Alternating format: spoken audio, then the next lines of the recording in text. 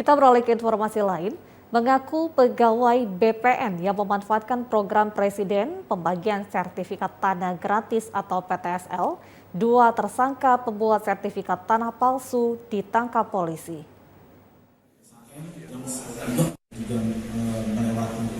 Seorang mantan Kades Desa Rimbajaya Air Kumbang, Kabupaten Banyuasin bernama Effendi Koyen beserta Yudi Sandra warga Palembang yang mengaku petugas BPN ini digelandang tim khusus mafia tanah di Treskrimum Polda Sumatera Selatan.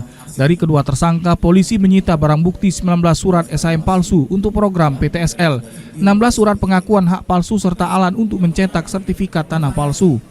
Modus dilakukan dengan mendatangi petani yang ingin membuat sertifikat program PTSL dan SPH melalui mantan Kades tersebut.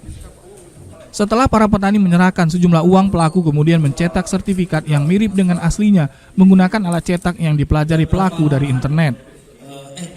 Mereka mengambil data dari Google, bentuk-bentuk SHM itu semua, kemudian dirapikan dan dicetak.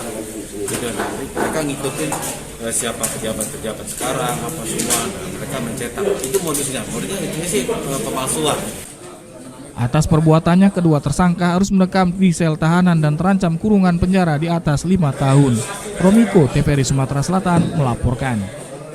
Sementara itu, terungkapnya kasus pemalsuan sertifikat tanah oleh tim sus Polda Sumsel membuat warga resah. Untuk memastikan apakah sertifikat yang dimiliki benar telah terdaftar di BPN, warga dapat melakukan pengecekan langsung di kantor BPN. Koordinator Substansi Penetapan Hak dan Pendaftaran Badan Pertanahan Nasional BPN Kota Palembang Ahmad Lutfi meminta masyarakat khususnya warga Kota Palembang untuk tidak resah atas maraknya pemberitaan terkait adanya pemalsuan sertifikat tanah yang diduga dilakukan mafia tanah. Sertifikat tanah yang asli dan yang palsu sulit dibedakan dengan kasat mata. Untuk itu, Ahmad Lutfi menyarankan warga Kota Palembang agar melakukan pengecekan langsung sertifikat tanah ke kantor BPN Kota Palembang jika sertifikat tanah itu berada di wilayah Kota Palembang. Itu kita belum bisa memastikan apakah benar-benar asli atau palsu.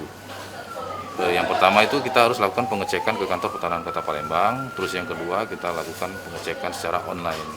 Kalau secara kasat mata itu belum bisa kita pastikan, benar-benar belum bisa, Bang. Jadi dihimbau kepada masyarakat supaya bagi masyarakat yang sudah mempunyai sertifikat hak milik agar mengecek kembali sertifikat tersebut apakah benar-benar terdaftar di kantor pertanahan Kota Palembang. Koordinator Substansi Penetapan Hak dan Pendaftaran Badan Pertanahan Nasional BPN Kota Palembang Ahmad Lutfi menambahkan, solusi lainnya bisa dicek melalui sistem online. Di samping itu melalui sistem penyuluhan pertanahan validasi jemput bola atau Sultan Si Jempol, yang mana layanan ini telah ada di tiap-tiap kantor kecamatan di Kota Palembang. Tim Liputan TVRI Sumatera Selatan.